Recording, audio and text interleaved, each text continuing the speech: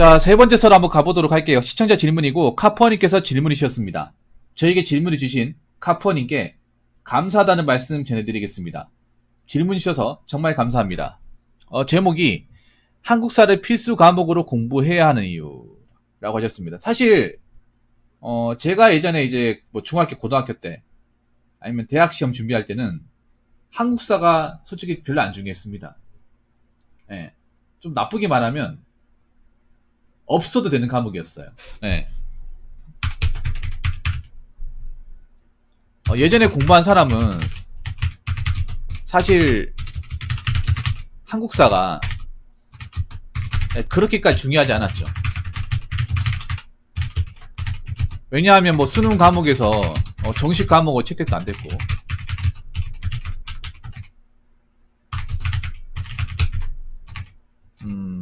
솔직히 몰라도 살아가는데 뭐 크게 지장이 있는 건 아니었습니다.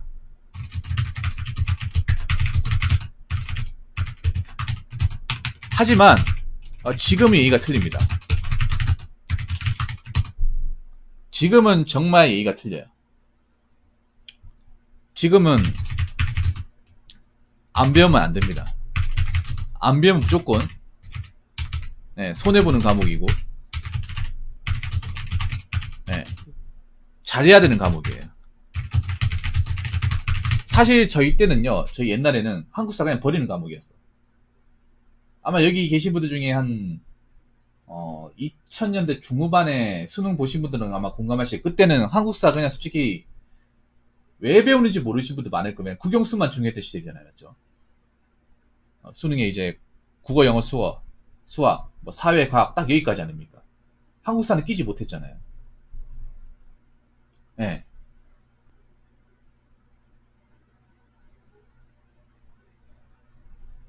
근데 지금은 아니죠. 지금은 안 하면 안 됩니다. 안 하면 안 돼요. 안 하면 큰일 납니다. 지금 뭐 중학생, 고등학생, 뭐 대학생들은 안 하면 안 돼요. 그 부분에 대해서 이야기하도록 하겠습니다. 첫 번째는 한국사가 수능 시험이나 각종 공무원 시험에 필수 과목이 되어버렸기 때문에 우리가 치르는 어떤 그런 국가시험에서 한국사의 유무가 정말 너무나도 중요해져 버렸습니다. 영어랑 동급으로. 뭐 지금 공무원 시험 보더라도 한국사가 필수 과목이죠. 물론 경찰, 국무원, 소방 같은 경우에는 인증제로 바뀌긴 했습니다. 인증제로 바뀌긴 했습니다만 그래도 한국사가 없으면 시험 응시 자격이 안 돼요. 그 외에 다른 공무원 직렬 같은 게 한국사가 그냥 필수 과목이죠. 정식 과목. 정식 과목이기 때문에 못하면 어떻게 됩니까? 못 붙죠. 그래서 공무원 강사부들 중에서도 한국사 강사부들이 파워가 세죠. 뭐 대표적으로 전한기쌤 있고, 뭐 고종훈쌤, 뭐 최태성쌤 이런 분들 유명하시죠. 뭐 다른 과목도 유명하지만 유독 이제 한국사를 가르치는 분들이 좀 이 공무원 학원가에서 입지가 좀 큽니다. 맞죠? 그리고 수능에서도 마찬가지고, 수능에서도 한국사 중요하죠. 지금 수능에서 한국사를 안 보면 좋은 성적 기대하기 힘들죠. 예. 그렇기 때문에 한국사가 싫어도 해야 됩니다. 지금 뭐 공무원 시험 공부하는 사람들, 아니면 대학을 들어가려고 하는 사람들, 아니면 내신 성적을 받으려고 하는 사람들은 한국사 버리면 안 됩니다. 무조건 해야 됩니다. 하기 싫어도 해야 됩니다. 예. 이건 확실한 이유죠, 여러분. 자, 그리고 두 번째는 뭐냐 하면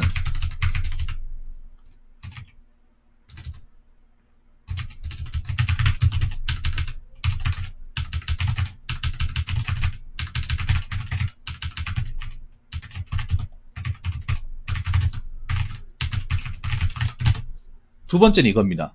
기업 채용에서도 스펙으로 활용된다. 한국사 능력 검정시험. 뭐 한국사 능력 이거 쉬는 이유가 스펙 같은데 이제 어학 자격증처럼 비슷하게 써먹히기 때문에, 없는 것보다 낫기 때문에 요즘에는 이제 사기업 채용하는데도 이거 따시는 분들 많아요. 요즘에 보면 왜 한국사 능력 시험 같은 거 치잖아요. 그러면 사람도 엄청 많아요. 뭐 공신도 있겠지만 사기업 취업 준비하신 분들도 많이 땁니다, 이거. 네, 많이 땁니다, 정말. 그래서 요즘에 한국사 능력 시험 쳐보신 분들 아시겠지만 사람 바글바글해요. 정말 바글바글합니다. 네. 이렇게 한국사 시험이 중요한가 싶을 정도로 굉장히 많이 봐요. 그리고 유튜브에 보시면 유튜브 그 검색창에 한국사 능력 검정 시험 해설 강의 있어요. 그거 검색해 보시면 조회수가 꽤 많이 나옵니다. 왜 많이 나올까? 그만큼 필요하기 때문에. 필요한 사람들이 많기 때문에. 한국사 능력 검정 시험을 이제 자격증을 따가지고 써먹을 때가 많기 때문에 간식도 높은 거예요. 두 번째 이유. 1번, 2번 확실하죠? 자, 그럼 세 번째. 세 번째는 뭐냐 하면, 한국 사람이라면, 당연히, 한국 역사에 대해서, 예, 아는 것은 당연한 겁니다. 여러분, 그런 말 있잖아요. 역사를 잊은 민족에게 미래는 없다. 이런 말 들어봤죠? 물론 이 역사라는 게, 뭐, 모른다고 해서 뭐 세상을 못 산다거나, 뭐 밥을 못 해 먹는다거나, 그렇진 않아요. 근데 알면 좋은 게, 우리나라가 왜 일본하고 사이가 나쁜지, 아니면 우리가 왜 미국하고 이렇게 우호적인 관계를 맺어야 되는지, 왜 북한하고 이렇게 갈라졌는지를, 물론 알죠. 안돼. 그 세부적인 과정은 모르잖아. 굵직한 건 알죠. 뭐 6.25 전쟁이라든지, 월남전이라든지. 광복절은 아는데, 그 사이사이 과정을 모르잖아요. 한국사는 그런 거야. 우리가 큰 골격은 알고 있지만, 그 사이사이의 줄기세포는 모르지 않습니까? 예, 줄기세포. 예, 그런 것들을 알아나가는 과정이라 생각하시면 돼요. 왜냐하면 조선시대 우리가 알고 있는 왕이 세종대왕 말고는 없어요. 근데 세종대왕 말고도 왕이 많단 말이에요. 엄청나게. 그 왕이 언제부터 언제까지 왕위를 잡았고, 그리고 그때 역사가 어떻게 됐고, 그때 만든 게 어떻게 됐으며, 그때 어떤 시대적인 배경이 어떻게 흘러갔는지를 알면 좋다는 거죠. 대한민국 이야기 쉽다는 거죠. 네. 이해가 되십니까? 그래서 당연히 한국 사람이라면 한국 역사를 아는 거잖아요. 한국사가 뭔데요? 한국의 역사 아닙니까? 다른 나라의 역사가 아니라 우리나라의 역사입니다. 그러니까 우리나라가 어떻게 해서 지금까지 왔는지를 아는 학문이잖아요. 이것만으로도 가치가 있는 거예요. 굳이 이게 돈이 안 되더라도, 먹고 사는 것에 크게 지장이 없더라도 우리 앞전에 조상이 어떤 역할을 했는지, 어떻게 살았는지를 역사적인 기록들이 증명을 하지 않습니까? 예. 이것도 나는 재미가 있습니다. 예. 역사를 하나하나씩 안다는 거. 예. 좀 뭔가, 대한민국 이렇게 해서 지금까지 왔구나. 어. 조선시대는 이렇게 살았구나. 뭐 고려시대는 이렇게 살았구나. 삼국시대는 이렇게 살았구나. 라는 것을 이제 기록을 통해서, 과정을 통해서 알 수 있는 거죠. 예. 뭐 모른다고 해서 뭐 피해볼 건 없습니다. 그런데 알면 좋은 거죠. 알면. 이게 왜냐하면 지금 우리나라 흘러가는 것들이 있죠. 역사 같은 거. 우리나라에 지금 벌어지고 있는 일도 사실 옛날하고 굉장히 관련되어 있습니다. 역사를 좀 깊이 알고 탐구하면 지금 우리나라가 지금 벌어지고 있는 여러 가지 현상들이 있죠. 그런 것들을 좀 이해하는 것도 굉장한 도움이 됩니다. 그냥 모르고 보는 것보다 과거에 우리나라가 일어났던 역사들, 그런 어떤 과정들을 좀 되짚어보면서 지금 현상을 보면 오히려 더 이해가 쉬워요. 왜냐하면 시대는 발전했지만 사실 문화적인 것들, 사람들의 어떤 그런 생각적인 부분은 옛날이나 지금이나 크게 달라지지 않았습니다. 단지 달라진 거는 문명적으로, 환경적으로, 제도적으로 바뀐 겁니다. 네. 그래서 알면 좋다. 요거요. 자, 네 번째. 네 번째는 이건 좀 쓸쓸한 얘기 하겠습니다. 한국사를 알면 알수록, 이 대한민국의 민낯을 알 수 있습니다. 사실 이게 큽니다. 이게 한국사 공부하면, 제대로 공부하면, 사실 우리나라가 뭔가 대단한 나라보다는 왜 이렇게 우리나라가 똑바로 못했냐.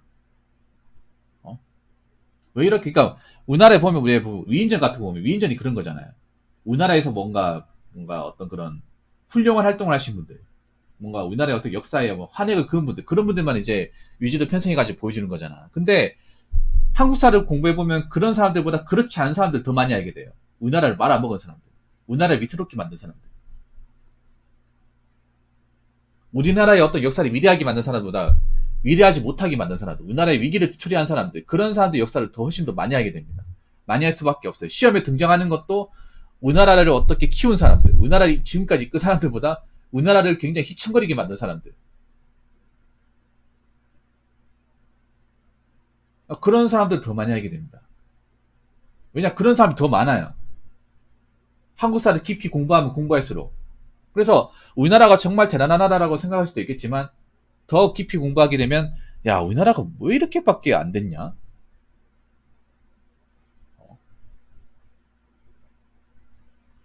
왜 이렇게 백성들 고생시킨 사람들이 많냐? 왕같지도 않은 사람들 왜 이렇게 많았냐? 그런 것들을 좀 알게 돼요.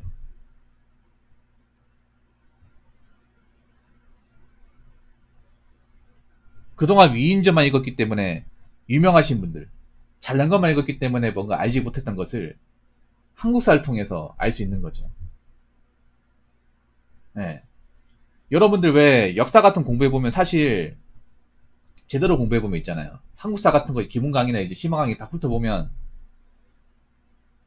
뭔가 우리나라에 대해서 어떤 그런 발전적 영향을 한 사람들보다 그렇지 않은 사람들이 훨씬 더 많다는 거 알게 될 겁니다. 그렇지 않은 사람들. 예. 그리고 시험 문제를 풀다 보면 그런 것들 더 많이 알아야 돼요. 우리가 익히 유명하고 알고 있는 사람들은 시험에 등장하지 않아요. 보통 공무원 시험에 등장하는 거는 그런 유명한 사람들보다 유명하지 않고 뭔가 좀 우리나라에 굉장히 뭔가 오점을 남긴 사람들. 우리나라에 뭔가 위기를 초래한 것들. 그런 것들에 대해서 더 많이 등장합니다. 네. 그래서 우리나라의 민낯을 좀 알 수 있는 학문이라 볼 수 있습니다. 네. 우리나라가 좀 뭐, 이런 코딱지 같은 나라에서, 쪼매난 나라에서 이렇게 지금까지 뭐, 나름 이제 뭐, 풍족하게 살고, 뭐, 나름 경제 대국이라고 뭐 말할 수 있겠지만 사실 까보면 또 그렇지 않잖아요. 굉장히 허술한 것도 많고. 한국사도 그런 거예요.